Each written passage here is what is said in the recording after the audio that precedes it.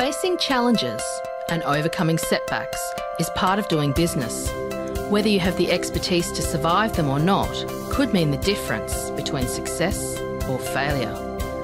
Welcome to We Are Women, featuring revealing conversations that provide invaluable insights into the success secrets of female masterminds. A must-listen for every entrepreneurial woman. Now here's your host, Janeen Vosper.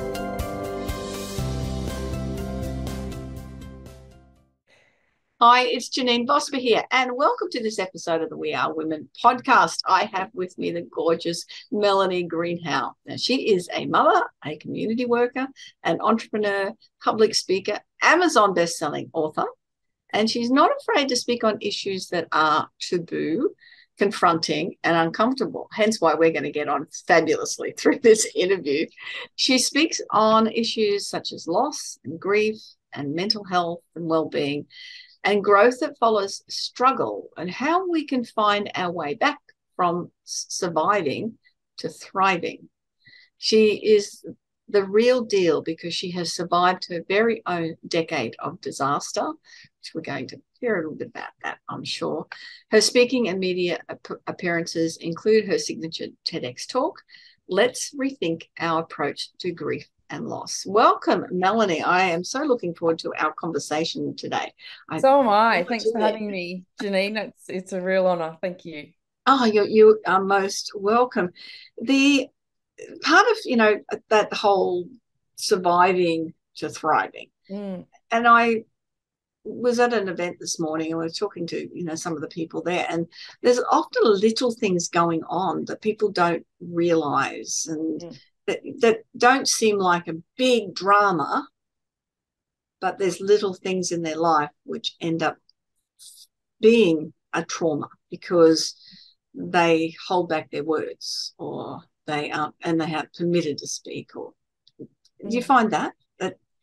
Yeah, it's so interesting. I love that you've opened up with that, because so often people will want to talk about my the decade of disaster, which I'm sure we'll get to, but underlying all of that is it's the exact reason that I sort of came to the work that I do.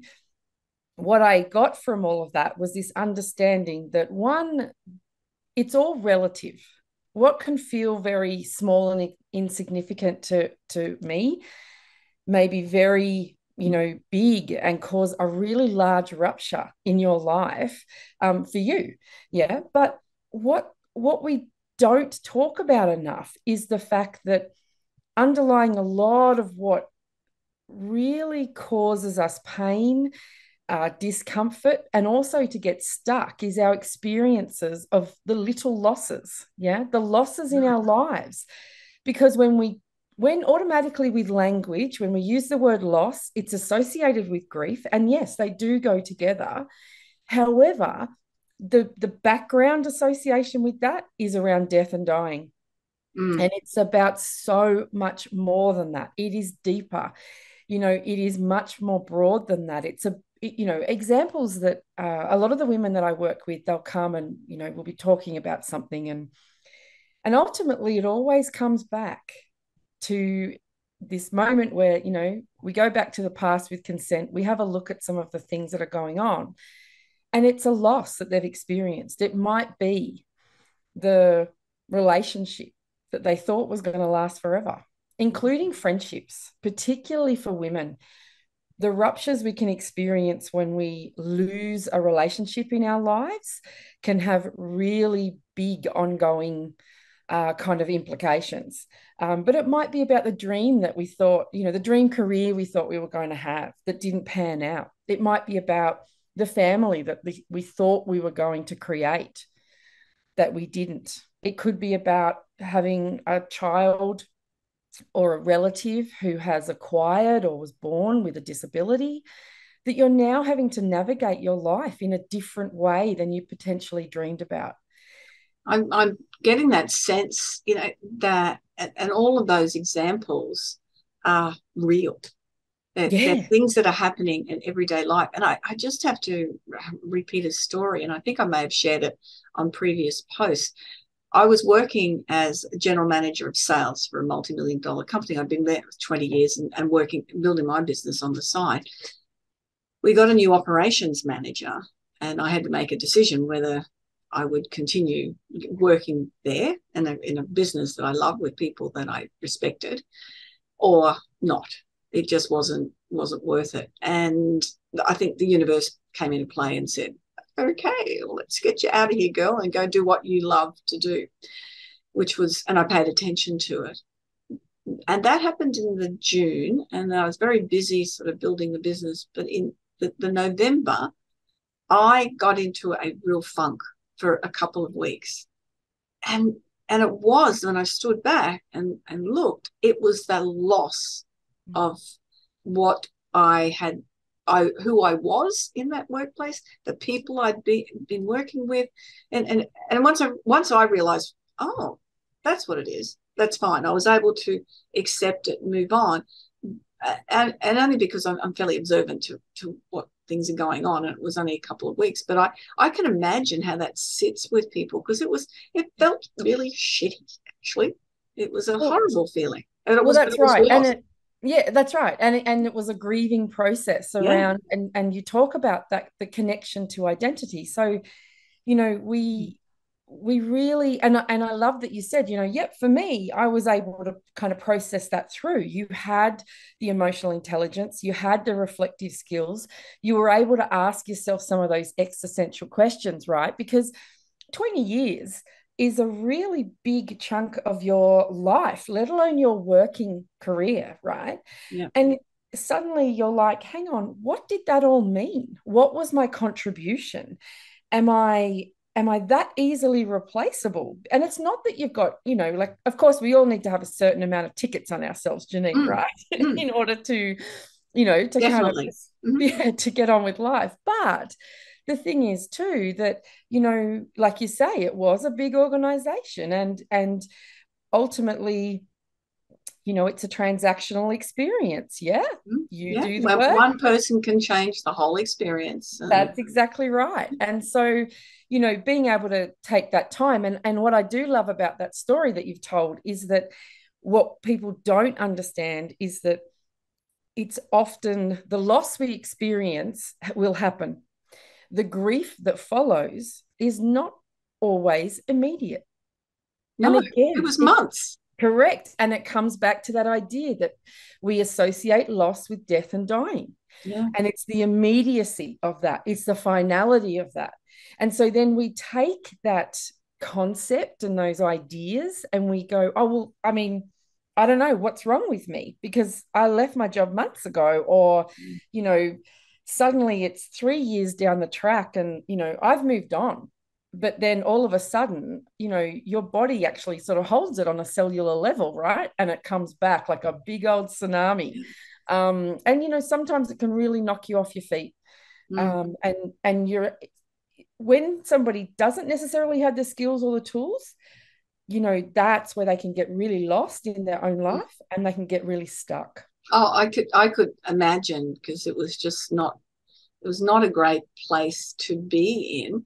And it did surprise me that it took so long, and I was working with clients. I was doing all of the things that I'm passionate about, love to do. And hence when it hit, I went, what is this about? I'm doing what I love. But yeah.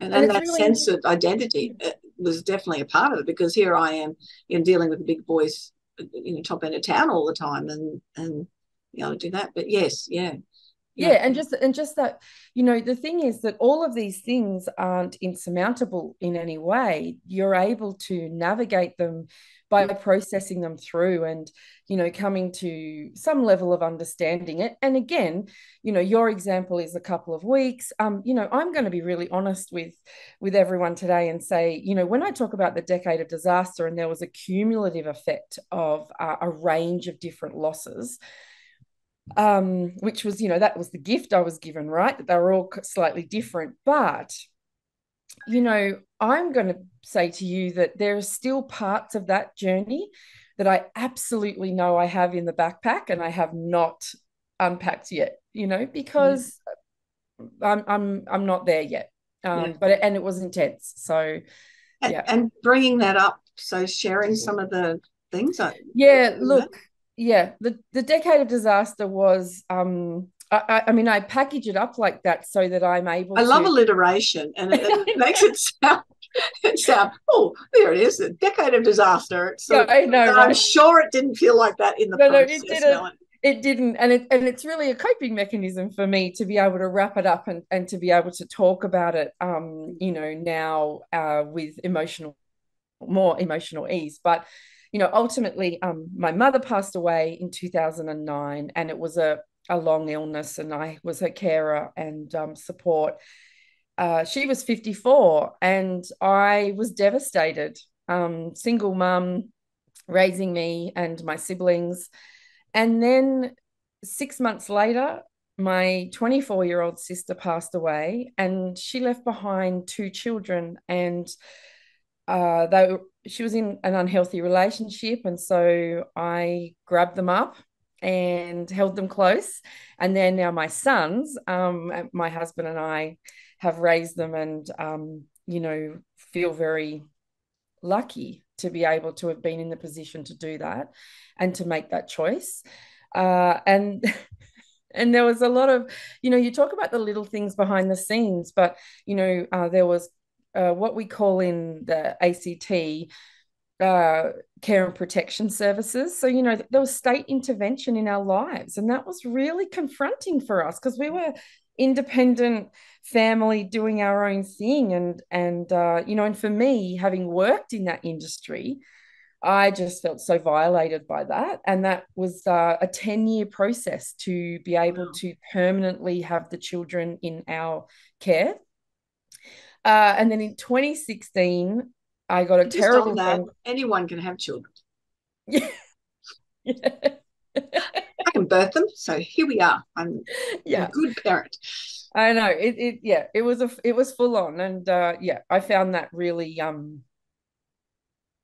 found it traumatic. That it was really and it did a lot of damage actually, which I've had to work on. But in 2016, I got a call from a complete stranger who had 3 of my 4 children on the side of the road, and told me that my house was burning to the ground. Oh my goodness. Yeah, we lost everything. And the kids were okay. It was one of those sliding doors moments where I'd left them for a small amount of time, and my husband was coming home, and but they were all okay, and they did really well. They were little heroes. They held each other and made really good decisions and kept themselves safe, which was great. And along the way, of course, there was always this idea that it could have been worse. But that doesn't sustain you on a day-to-day basis. No, no. That's the one you go to when you're down at the bottom of the ocean and you've touched the bottom and you're thinking, I got to look for the light here, people. And, I'm going to make light of that. We've got a heat wave here in Queensland at the moment. I played golf and walked for 4.5 hours the other day, coming up the 18th hole, struggling, dragging myself. Feet were aching. I'd run out of water. And I look up on the roof, and there's a person putting solar panels on the roof of the clubhouse. And I've got nothing. I'm out here. I choose to be out here. Yeah, this is my recreation time. Say, okay, there's other people worse off. And we often say that, but we say it in a light way, still not recognizing that I am really hot still, and and that's nothing compared to what a lot of people brush aside. Yeah. And, my sister brushes things aside really easily, but then suffers with one physical ailment and even a broken heart, from brushing things aside and saying, well, there could be worse, and it's not owning it. So I hear you. It's because that's what you tried. How was your health then with all of that going on? Well, what a segue, Janeen. Because we're living in this rental while we're rebuilding a house as quickly as we possibly could, to, I suppose, house our children and try to keep them stable and safe. But I went to the doctor for a sore finger, and I I think 3.5 weeks later, I was on the table having a radical hysterectomy after an endometrial cancer diagnosis. There you go. What? Yeah. So, you know, Goodness. when I say stress is an illness, and, you know, and I really try to convey this to a lot of women because we live with these stresses. We're carers, we're nurturers, we're organizers, we're the coordinators, we're the collaborators. You know, they are gifts. They're absolutely gifts. I actually wouldn't want it any other way. But with that, you know, comes a responsibility for ourselves to, you know, manage those stresses. And look, I wasn't. And I really do believe that, you know, I manifested that illness through the stresses I was under at the time. But it was just wild. It was wild. And That each of is those, really great. And there's nothing, you know, I'm very much of where we the universe gives us little nudges. And if we don't pay attention, they'll make the nudge a bit bigger and the nudge a bit bigger and the nudge a bit bigger until you have no option then to pay attention. So I'm sort of very much, oh, thank you, I got that. I'm going to look at what that means. But I'm seeing so much different things with what was going on in your life that it probably you weren't in a place where you could go, oh, because this is what happens. Not many people are in that place. They go, oh, I wonder why this is happening and how am I going to do this? Oh, I won't stress about it. I'll be, you know, yeah. And that's not what people can do when they're being held with their head underwater. I mean, that's just what it feels like when you're telling me these stories. Yeah, it's very true. And I think that actually the question that really came to my mind was why am I being punished? That was actually the question that came. So, you know, and you know, I hear this a lot with the women I'm working with, and I'm like, I get it. I get that naturally that's the question that the brain brings forward, you know, that says you've done something wrong. You know, and then you've got people that, you know, are walking around mentioning karma and you're thinking, oh my Lord, what does this mean? You know, so but I think what was really instrumental for me in that way that you've just described, that moment of, you know, having to go to Sydney, being away from my children, being away from my husband, you know, I navigated all of that on my own because, you know, there is 4 kids and there's only 2 of us. And, you know, my husband and I run another business as well. And so it was just frantic. But what I really understood from that was the message. And I, you know, just knew that I had to stand up and really fundamentally get back in control because I was living in autopilot. I was reacting on a daily basis. Yeah. I had completely lost my way in terms of my own self. And while it was really, I was so grateful that I had a family and children who were relying on me because I definitely borrowed that and leaned on that, you know. So I had to get up. I had to make the breakfast. I had to get the kids in the uniforms. I had to get them to school. You know, all of those things. And that was definitely a scaffold that I was very pleased was wrapped around me at the time. Right. But, you know, then there comes this moment where you're like, well, you know, I don't want to go anywhere. I want to be a part of this life and that I do have meaning and purpose. Yeah. And, you know, reclaiming that space was really important for me. Yeah. And that's such a, for women to be, we can step into that space as you did, you know, because it's not something that, oh, well, if I go do this, I won't think about this, but it puts you in a place where you're doing something nurturing and caring and the gifting out, isn't it? That then, as you said, that became your scaffold of doing that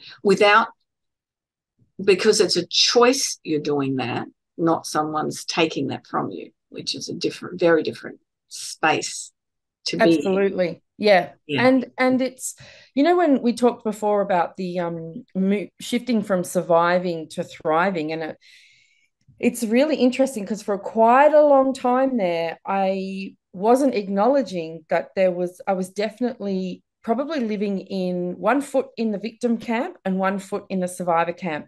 Right. And in the work I've done with victim survivors, so I've done a lot of work in domestic and family violence and sexual assault and sexual harassment.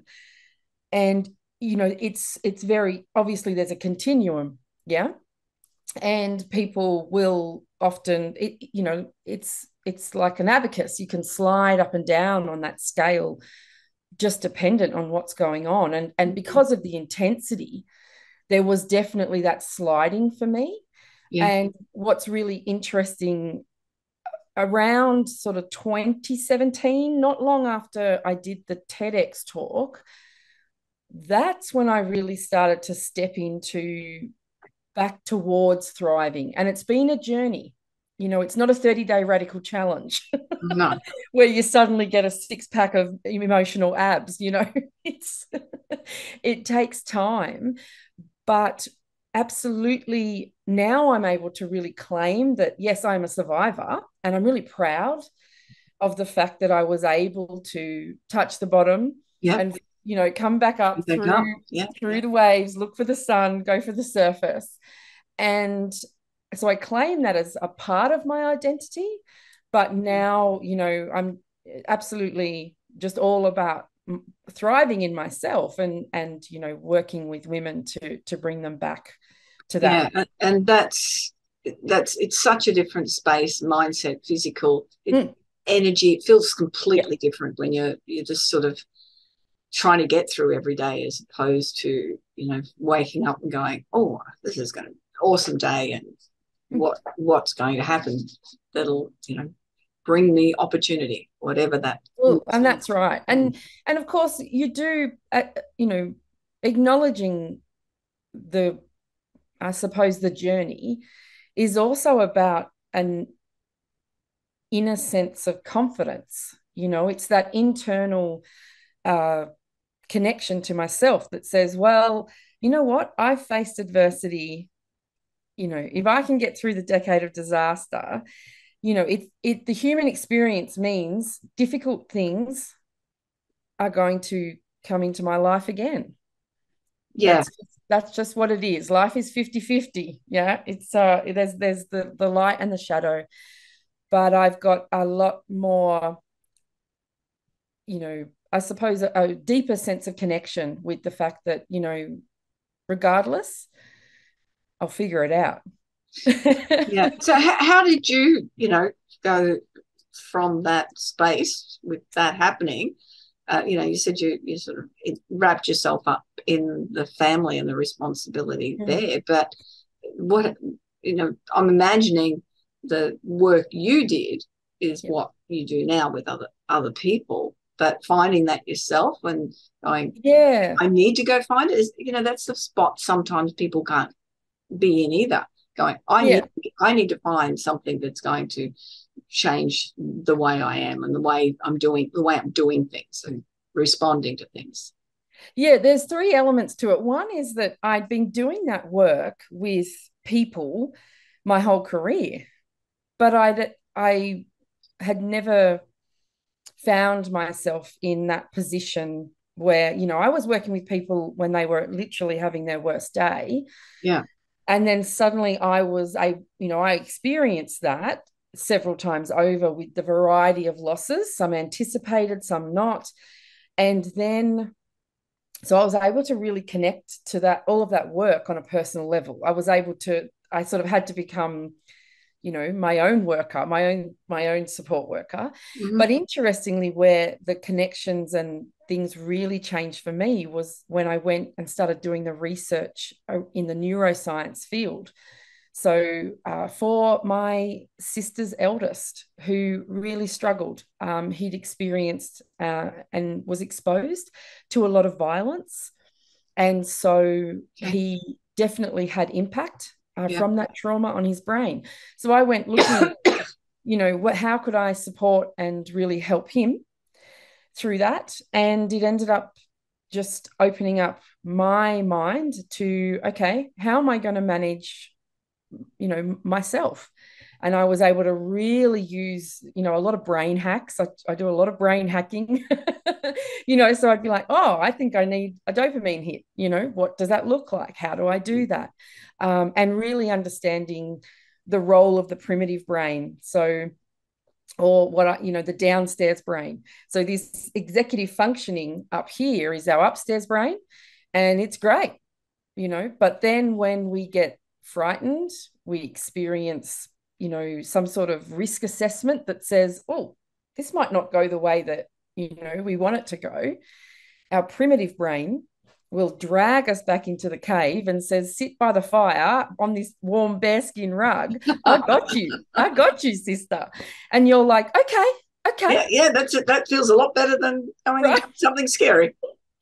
Yeah. It's like you can see outside of the cave, you can see that the sun is shining, but your brain, as it's a wonderful supercomputer, but it's also actually pretty stupid, and it'll hold you back.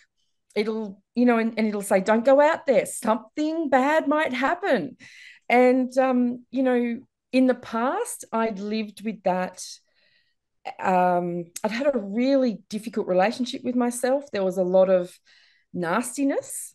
There was a lot of put downs, the self-deprecating conversations. Mm-hmm. And once I started to really understand what the brain was doing and why, I was able to just really turn that around to develop a more calm and caring and compassionate relationship with myself. And it's just, and that's so important to do that, to nurture ourselves. That's one of the things we talk about, and a lot of the things I do is that you are your priority. Everyone else is second to you, because that way, if you are abundant in wellness physically and mentally, you are abundant financially, and you can support other people. But absolutely. if you are making decisions based on lack, then you're not able to make good decisions for yourself, and then that'll come back to it. And that's where a lot of people sit, don't they? In that, making those decisions from a place of lack within themselves. So lack of self-belief, lack of confidence, lack of recognition of who they are and how much they have to offer.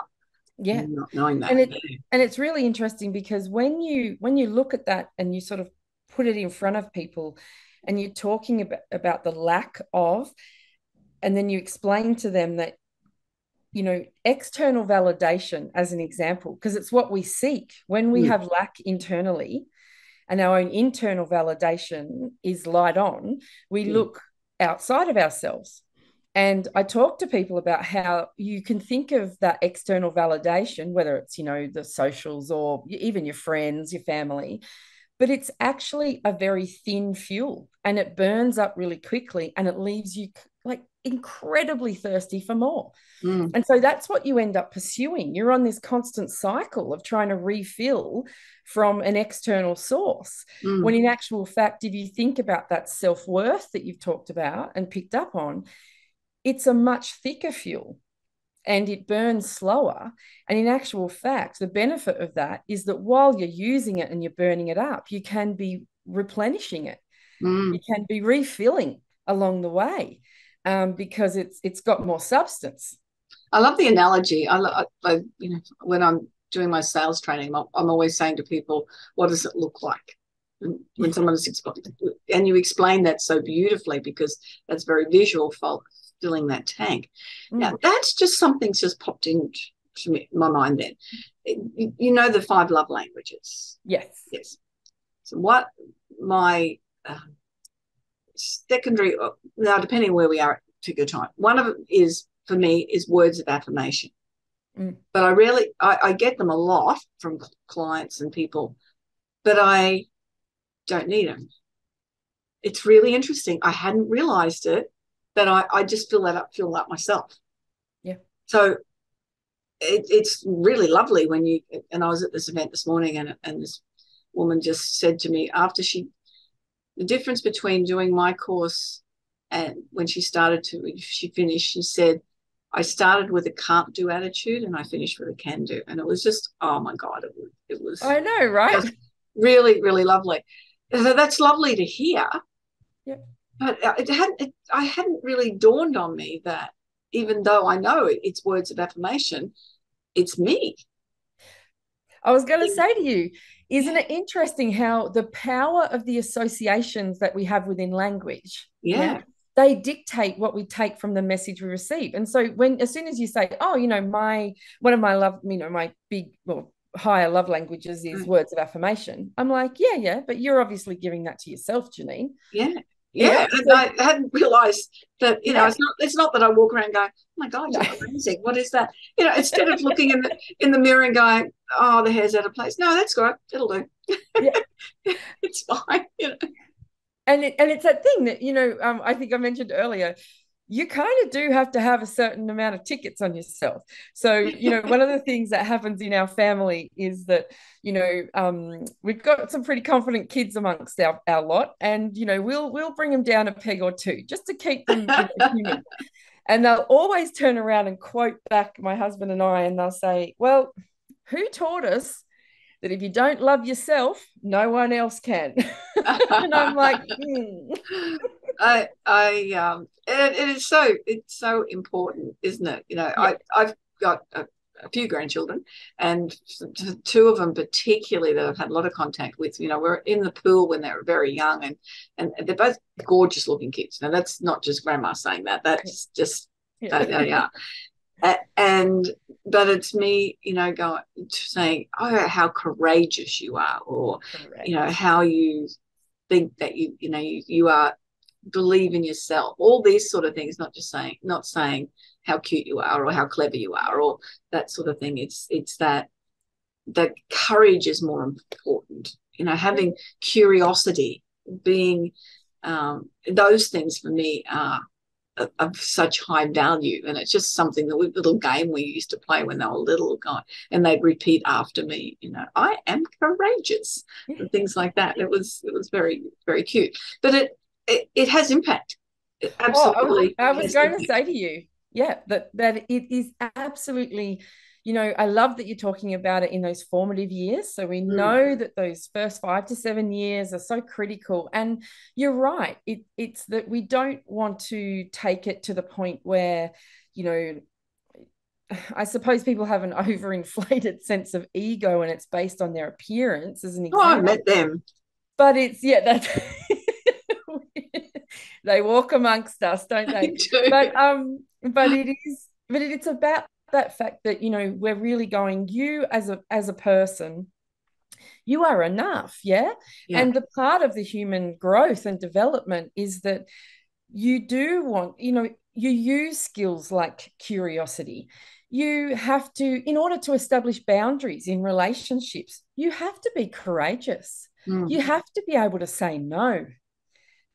And these are the conversations. So when you're beginning to bring the power of that language into their world, then the ongoing conversations throughout the rest of their life is you start to unpack that. You start to explore it. And that's really important because life is never one lesson. Lifelong learning is a continual conversation and an expansion. Because what I and it's not a criticism, but what I thought I knew when I was 22, and I still very much I'm connected to a lot of those things. Some things I've left behind, but a lot of it I've taken forward with me. But it's deeper, it's richer, and I've really tuned in and brought more of it into my life. And that's a beauty of getting more mature and having more years to experience things and figure out how to deal with it. And fortunately, a lot of the opportunities for people like yourself that I speak to on podcasts or work with are in a space where they are doing that and looking for that growth and opportunity. But there's so many people out there that they have repeated the same stories over and over and over again, and that story has become embedded in their DNA that they can't recognize it's a story. Absolutely. And then they're really, you know, it's that very simple model of the narrative, the script, whatever you want to call it, that you write for yourself, yeah, becomes that thought, and then that influences what you do and how you are in the world. And you're absolutely right. You know, I've got a few clients, or had over the last couple of years, who have really been impacted by extreme trauma. And what's a really important message is that even if you've had those types of ruptures, it's actually never too late to be able to engage with it and rewrite that script. Because, you know, sometimes it's scripts that have been written for us. Sometimes we write them for ourselves. And interestingly, the other thing that happens is that we write them for other people. Oh, yes. And when and when you know, you really, sometimes it does get greater as you get later. And sometimes the first opportunity that the women that I work with have had to actually unpack that is in their 40s, 50s, and 60s, because they've actually found air and space and opportunity. And I really do put that message out there, that if you, like you mentioned before about the universe gives you the nudge, yeah, if that is something that's been sitting in the back of your mind or in the base of your stomach, and you think, I just think I want to do tomorrow differently, tune into it.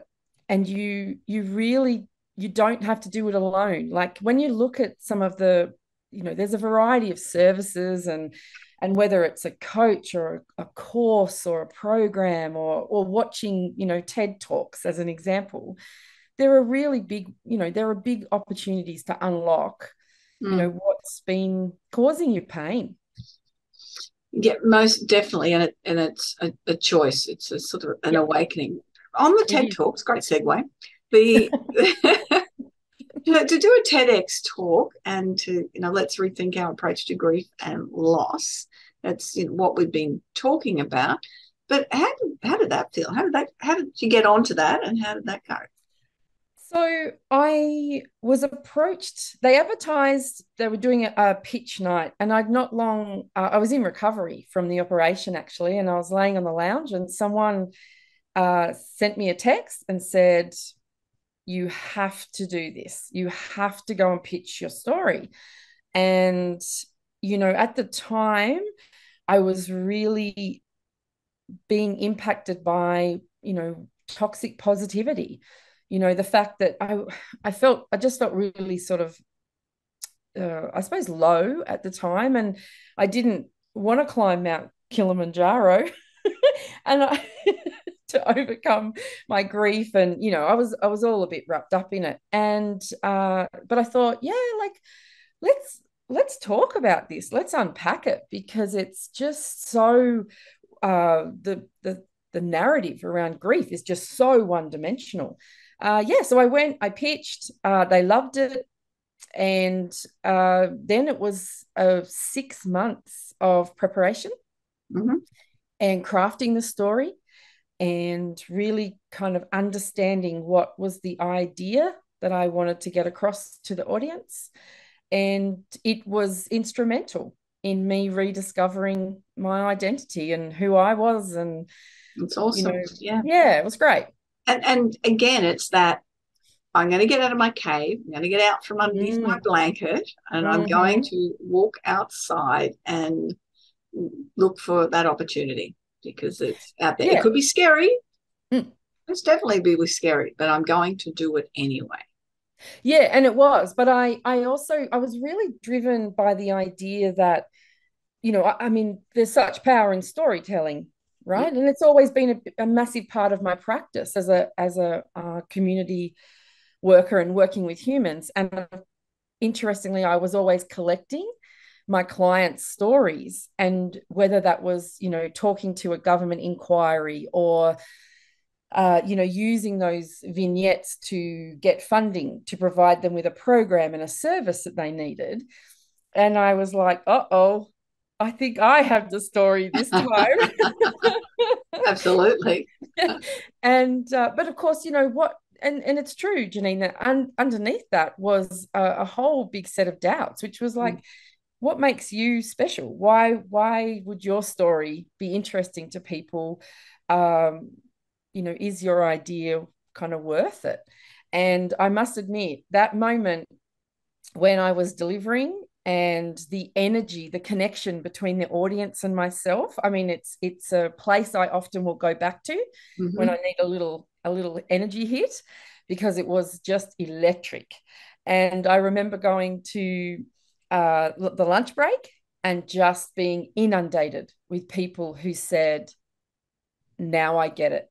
Now I understand why my father reacted the way he did when my mum passed away. Yeah. Now I get it. When I'm a nurse and I'm around this all the time, and the way I sort of just get up and get on with it and maybe not acknowledge it for what it really is, that was immensely powerful for me. And there was just story after story. It was great. And that's the benefit of having a voice then, and being able to deliver it in a form like that, because you've impacted the people in the room, but it's not just the people in the room. No. You've impacted the people that they're connected with, and the lives that they are responsible for as well. Yeah. And to be honest with you, obviously it's on YouTube, and I don't know, on average, maybe 10 emails a year. Yeah. To say, hey, I watched that, and this was just so important for me. And that just, I can often get a little email and I'll just go and have a little cry, because it's that's an immense privilege. Yes. Yeah. Ugh. Yeah. Like you say, to have voice and to have been given the opportunity, it blows me away. Yeah. Oh, no, most definitely. And when we're talking about that self-doubt, that often comes back to that sense of shame within ourselves, or guilt. I mean, I know us women are very good at this guilt space. The word should be eliminated. I know. That's what I say. People should all over themselves. Yep. I remind my husband when I should go and make this phone call. When his dad was with us, he just had to mention he didn't want to see him. It was a thing, with an adult male son watching his father, and his sisters would get on his case a bit and say, you've got to do this. And so he would be, I should go do this. And it just wasn't not pleasant, but it's that should, isn't it? It's that sense of responsibility and guilt if you don't. So what responsibility is fine, but guilt when you don't do it is wrong. Absolutely. And it's the cycles that I see women get really stuck in, they get into a sort of a goofy loop, is absolutely in the guilt, shame, and blame.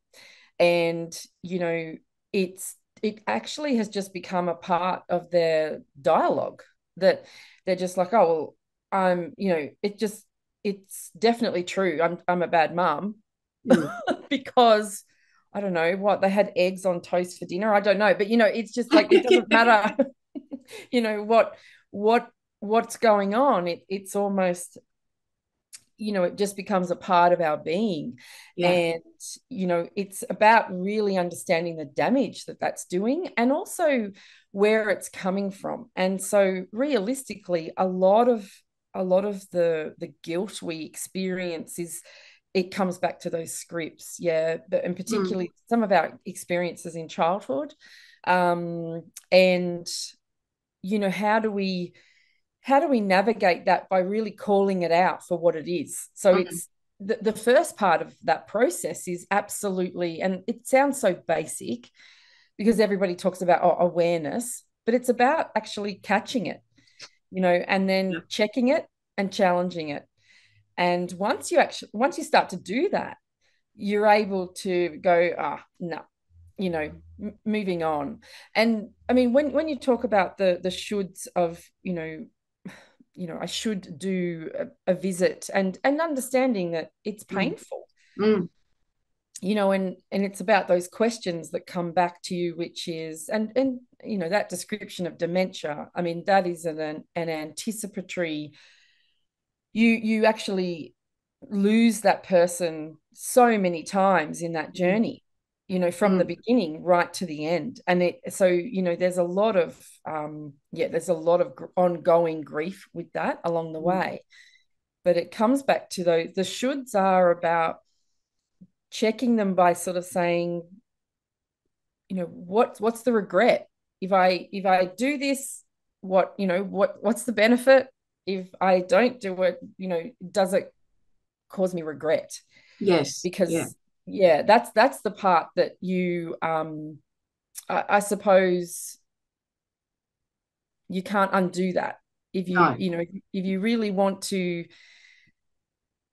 do something, and it's your brain holding you back, it's your brain pulling you back into the cave, that's your opportunity to sort of check and challenge it. And then and it's about putting yourself back in the driver's seat and making decisions for you, not for others. No. And again, because when you make the decisions for you, you're making a decision from a place of strength, abundance, as opposed to a place of guilt and lack. And one of the other things, and I know in the notes you sent me talking about, just think positively. Go on, you're fine. Well, I think I said it's a line from my TED talk, actually, about TEDx talk about oh my God, the amount of people that used to say, like, turn your smile up, turn your frown upside down. And I was just like, not today, thank you. Yeah. And if I'm really honest with you, at one point, and I share this because I want people to really understand the depths of that grief that I was in. But I remember I was working in a government department in Canberra, and I had heard and read that if you put a pen in your mouth and it pushed your mouth into the position of a smile, and that this was a way to be able to shift your mood and to, trick your brain, essentially. I've heard that, read that too. Yeah. So there I am. I've done the kid thing in the morning, and then I'm driving into town because we live on a farm. And I am driving along with this pen in my For those that are listening, not visual, I've just stuck a pen across my mouth and smiling. and to my dismay, it didn't work because but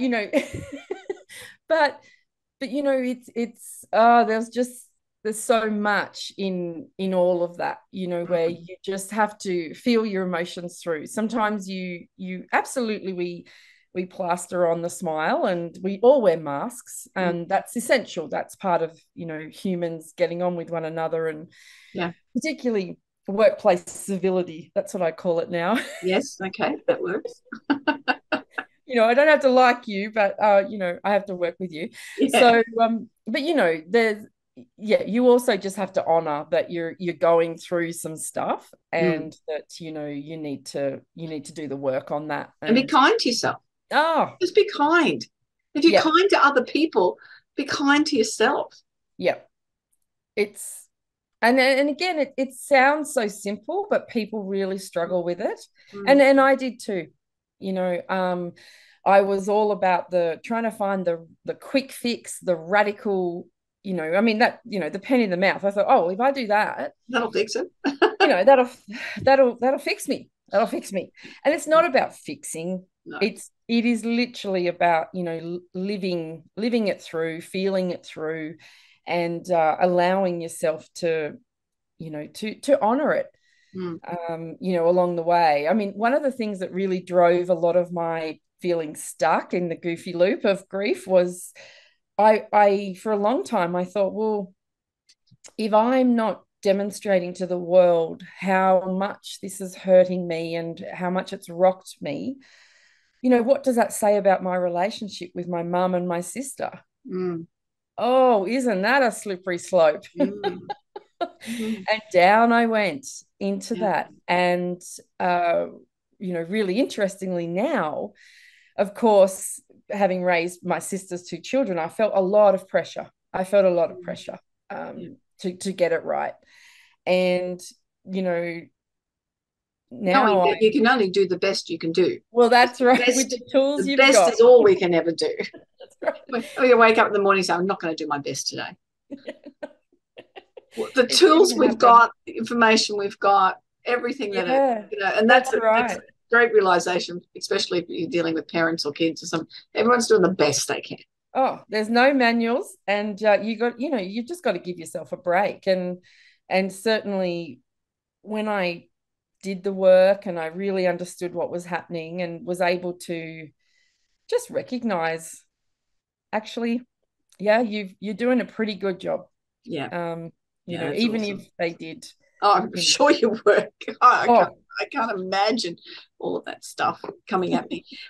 We talk about 3 takeaways when we get to this stage, Melanie. Yes. Things that we really definitely want people to take away, apply. Oh, except I've got to ask, dopamine hack. You mentioned that early on. Just explain to somebody what a quick dopamine hack might be.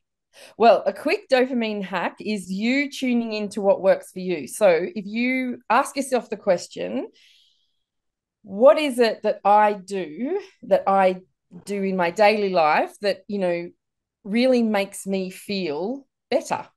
So for some people, it's absolutely going out and picking up a piece of nature and seeing that wonder, understanding it. For some people, it could be, putting moisturizer on their hands. For some people, it is literally actually for everybody, a really quick dopamine hit is to breathe. Oh, that's handy. And I don't mean in that way that's, like we're surviving and our lungs are filling. That just that moment, just closing your eyes, really bringing it in through your nose, feeling where the air goes, letting it fill your lungs and into your tummy, and then letting it come out of your mouth. 3 of those gives you an instant dopamine hit. Excellent. No, I kept meaning to come back to that. The 3 things that we want people to take away before we finish. Oops. Sorry about that.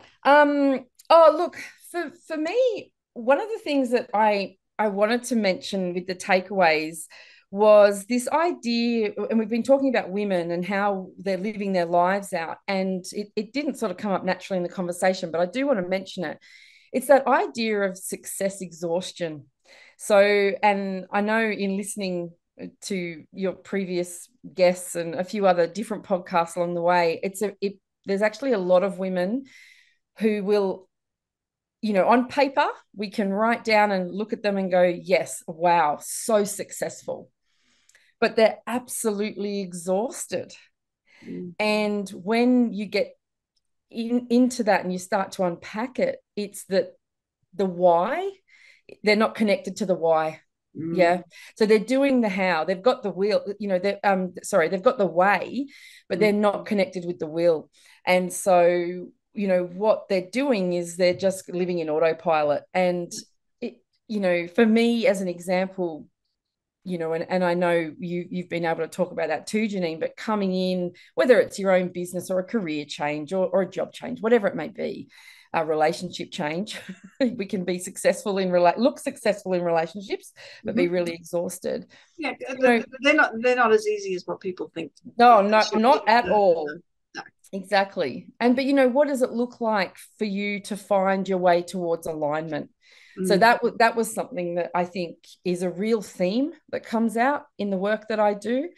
And I mention it because, there's a good set, there's a real set of questions there to help you sort of understand, okay, I am successful. I was very successful in my leadership roles and all of that sort of thing, but I was exhausted and eventually sort of burnt out. Okay. So that's one, and success exhaustion. And the other one is the idea of, really exploring. I encourage people to explore the anatomy of their emotions. So go and get a bit of an understanding of what's happening with those neurotransmitters, the dopamine. When we're talking about the losses and the stress hormone of cortisol, cortisol's a really interesting beast because unlike things like adrenaline, where adrenaline will spike and your endorphins and even your dopamine will spike and then they will return back to a baseline. Cortisol is one where it gets released when we're in high stress situations. And unfortunately, eventually it sort of runs out and it just stops being released. But it also leaves you in a really high state of hypervigilance, and you never kind of come back to baseline. It's a really funny interaction. And when we talked about the very first point you made about these little losses and the ruptures that people experience, often what they have no idea is happening is that they are living with these really big cortisol spikes. So, you know, understanding the anatomy of your emotions, because for women, we live with hormones all the time, right? And I've just said to you, well, there's this whole other set that are, you know, interacting. And they're actually the ones that we can, you know, our pituitary gland, as an example, it's constantly working every day for women. But the others they're a little bit more stable, and they're the ones you're able to hack a little bit more. So if it's something that interests you, absolutely pursue it and have a look at the neuroscience and the cognitive and behavioral neuroscience. That looks like that's such an expansive topic. We could talk on I know. on that alone for so long. Melanie, if people want to work with you, get in touch with you, how will they do that? So I have a website which is just collectivewisdomcoaching.com. And I am on all the socials under that title too, with Collective Wisdom Coaching and Consulting. And look, I work remote, you know, virtually, in person. I've got some online products, and we'll actually be releasing a new 6-month really deep immersion, which I'm super excited about. Just, you know, because it's all about that slow, deep change, you know, that we're not going to do it in a month. Yeah. So no, that's something. No. Yeah.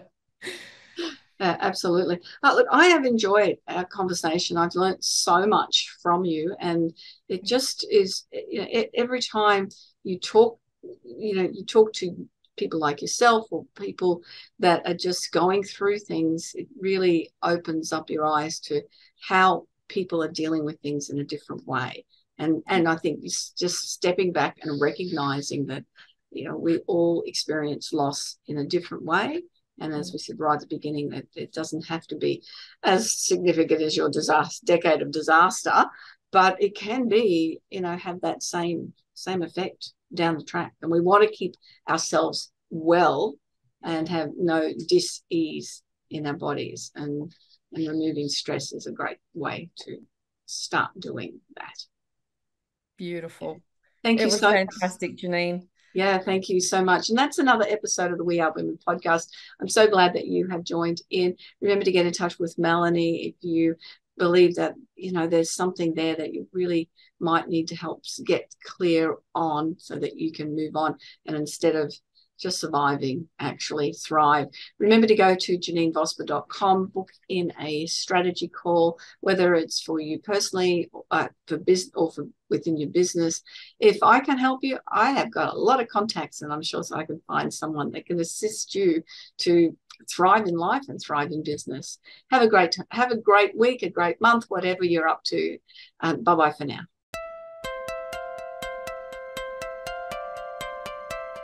So, do you feel stuck in a rut in business?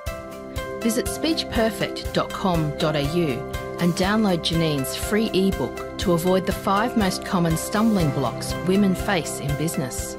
It's jam-packed full of tips to overcome the barriers that could be holding you back from the success that you dream your business will be. We would love you to leave a review of today's episode and share this podcast with other women in need of entrepreneurial inspiration. Subscribe to the next episode now and join the We Are Women community.